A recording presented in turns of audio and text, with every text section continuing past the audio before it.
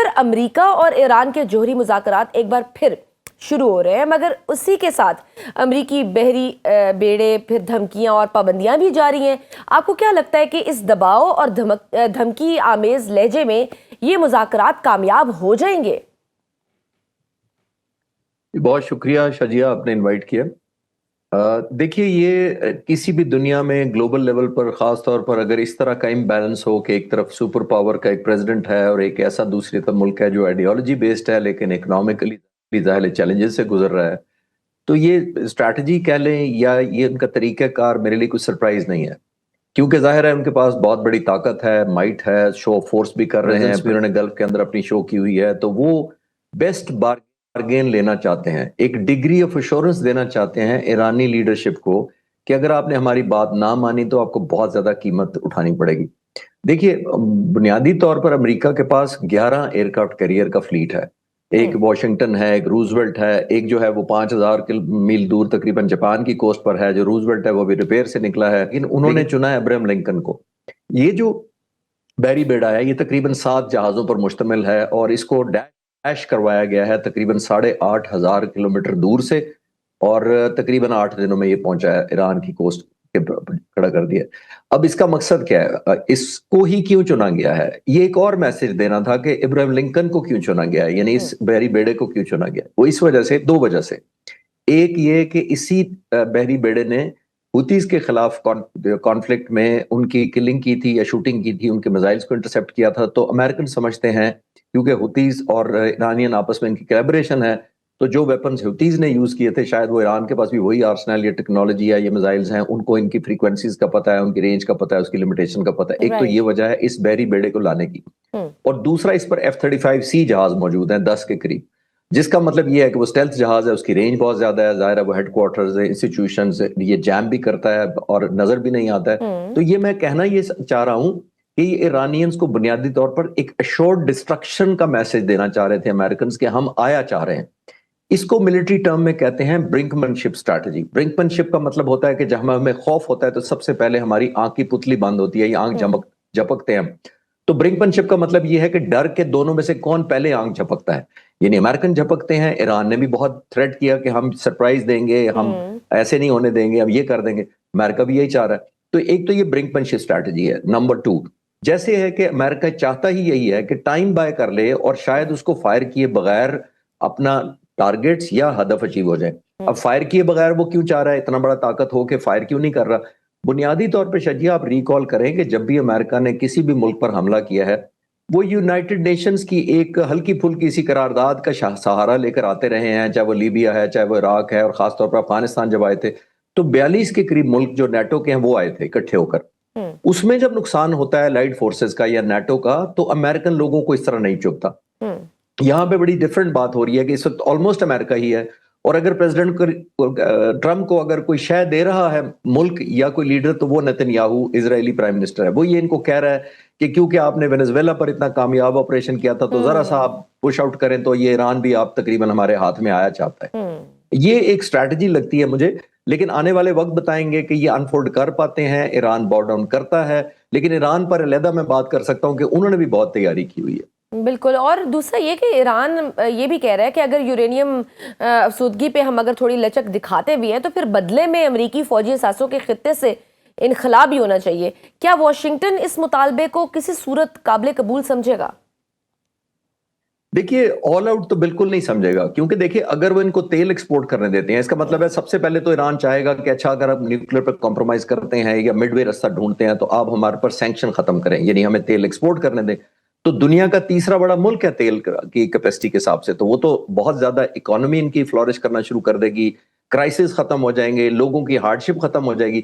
اگر وہ ہارڈ شپ ختم ہو جاتی ہے لوگوں کی تو وہ بھی تو امریکہ کو سوٹ نہیں کرتا، کیونکہ وہ چاہتے ہیں کہ یہ ہارڈ شپ رہے اور لوگ اپنی حکومت کے خلاف ہوں تاکہ ہم ایک فیوریبل حکومت بنا سکیں۔ لیکن میرا خیال ہے جو امریکن بھول رہے ہیں، اور میرا ماننا یہ ہے کہ جب آپ کسی ملک کے لوگوں کو سینکشنز کا سامنا کرواتے ہیں، خاص طور پر جو آئیڈیالوجی بیسڈ جو لوگ ہوتے ہیں ایران کے خاص طور پر، تو اس کے دیکھیے ایک نقصان ہوتا ہے، ایک فائدہ بھی ہوتا ہے۔ نقصان یہ ہوتا ہے بنیادی طور پر ان لوگوں کو کہ وہ ہارڈ شپ ہوتی ہے، ان پہ چیلنجنگ ٹائم آتا ہے، ان کی بائنگ پاور نہیں ہوتی، انفلیشن ہو جاتی ہے، ان کی کرنسی ڈراپ ہو جاتی ہے، یہ ہوتے ہیں نقصان۔ لیکن ایک فائدہ بھی ہوتا ہے، وہ ہوتا ہے حکومت کو. زیادہ تر حکومت ہر اپنی نااہلی کو، اگر وہ ہو تو مس مینجمنٹ کو، بیڈ گورننس کو، رشوت کو، وہ پھر سینکشنز پر ڈال دیتی ہے لوگوں کے سامنے کہ دیکھیں ہم تو آپ کی بہتری کر سکتے تھے، لیکن کیونکہ ہمارے امریکہ نے پابندیاں لگائی ہیں، ہم آئل ایکسپورٹ نہیں کر رہے، تو جو آپ کی حالت ہے وہ امریکہ کی وجہ سے ہے. تو اس میں ایک یونٹی بھی لے آتے ہیں. تو آئی تھنک یہ ڈبل ایج سورڈ ہوتی ہے.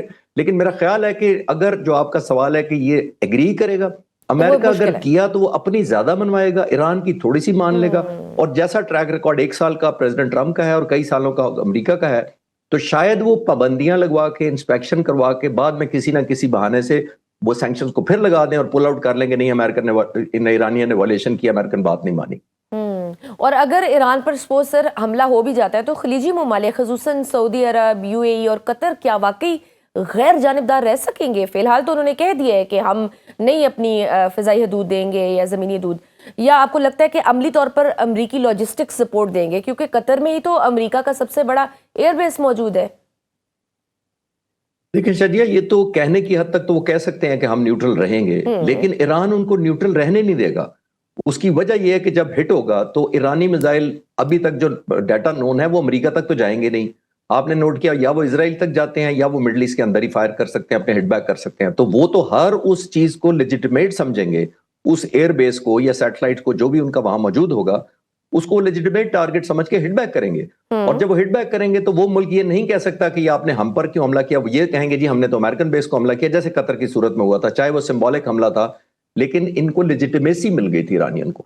تو عرب ملکوں کا بہت بڑا پریشر ضرور ہے امریکہ پر، یہ کہہ کر کہ اگر آپ حملہ کریں گے اور اسرائیل چاہے کہ حملہ کر دیں تو فیس تو عرب ملکوں نے کرنا ہے، اور زیادہ ڈس یونٹی ہو جائے گی اور ایسی گورننس کو سنبھالنا مشکل ہوگا. اور ایک لاسٹ آبجیکٹ اس کے اوپر ایرانین گورنمنٹ کا ایک ان کو فائدہ ہو جائے گا، وہ یہ کہ جب ایکسٹرنل تھریٹ اتنی سیریس ہوتی ہے تو لوگوں میں ایک اور یونٹی آ جاتی ہے، لوگ اپنے اپنے تفرقات کو اور اپنے ڈس ایگریمنٹ کو بھول کے حکومت کو سپورٹ کرنا شروع کر دیتے ہیں، چاہے وہ ٹیمپریریلی ہو. اور سر کیا پاسبل ہے کہ سیریا اور عراق کی جو فضائی حدود اور سہولیات ہیں وہ استعمال کی جائیں؟ بالکل، پیسے پہلے بھی ایسا ہی ہوا تھا، لیکن ملک ظاہر ایسا مانتا کوئی نہیں، کیونکہ لوگوں کی سوورینٹی ہوتی ہے، ملکوں کی لیڈرشپ کے لیے امبیرسمنٹ کاز ہو جاتی ہے اور سٹیمپ ہو جاتے ہیں کہ یہ پرو امریکن سٹانس لیا ہے، اینٹی ایران لیا ہے. تو پچھلی دفعہ بھی جارڈن، سیریا اور عراق کے اوپر سے ہی یہ گزر کر انہوں نے فلائٹیں کی تھی اور کوئی روٹ انہوں نے لیا نہیں تھا. لیکن کیونکہ ایکسیپٹ نہیں کریں گے آفیشلی اور ڈینائی بھی کریں گے اور پہلے بھی یہ کہہ دیں گے کہ ہم نہیں استعمال کرنے دیں گے، لیکن امریکہ کے پاس یہ کیپیسٹی ہے کہ ویسے ہی نیوٹرلائز کر دیتا ہے، وداؤٹ پرمیشن آتا ہے اور ان کے ریڈار جام کر کے وہ گزر بھی جاتے ہیں اور شاید ان کو پتہ لگتا نہیں ہے، اور اگر لگ بھی جائے تو وہ کر کچھ نہیں سکتے. اور سر بھارت کی اگر ہم بات کریں تو روسی تیل چھوڑنا، امریکی توانائی خریدنا اور پھر ٹیرف میں کمی سمیت تجارتی معاہدات ہوئے کافی سارے. کیا بھارت کا امریکہ کے قریب ہونے کا مقصد دوبارہ خطے میں امریکہ کے لیے واچ ڈاگ کا کردار ادا کرنا ہے؟ اس کو آپ کس طرح دیکھ رہے ہیں؟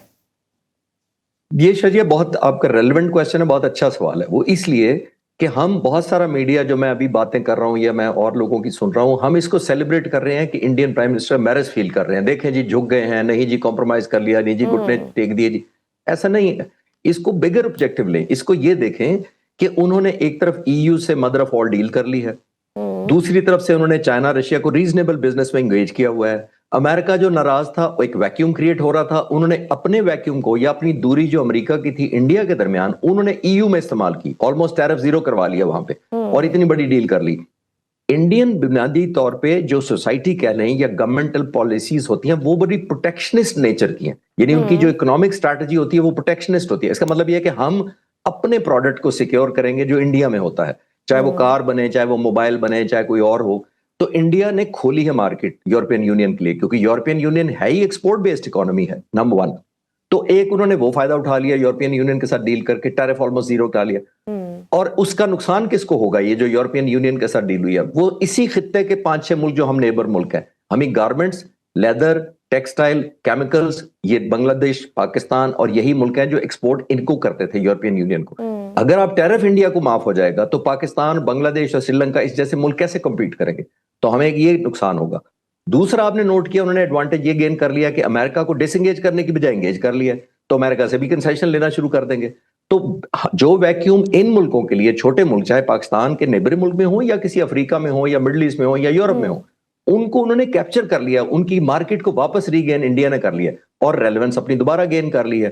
تو میں اس کو بگر پکچر دیکھ رہا ہوں, شارٹ لیوڈ میں اس پہ سیلیبریٹ نہیں کر رہا کہ اس کو امبیرسمنٹ ہوئی ہے, انہوں نے یہ کر لیا ہے. اور ویسے بھی جو میڈیا کو بیانات دیے جاتے ہیں اس میں فیس سیونگ اپنی لیڈر ایک دوسرے کو مفادات دے کے دیتے اکارڈنگلی ہیں. تعلقات بنائے جاتے ہیں. بالکل جی, ہو سکتا ہے امریکہ نے انگیج کیا ہو, لیکن میڈیا کو یہ بیان دینا کہ جی پرائم منسٹر مودی نے انگیج کیا ہے یا معذرت کی ہے یا ریکویسٹ کی ہے, کال کی, یہ چھوٹی چیزیں ہوتی ہیں. ہم نے بگر پکچر دیکھنی ہوتی ہے کہ اس خطے میں کیا ہے, ہماری اکانومی کو کیا ہے,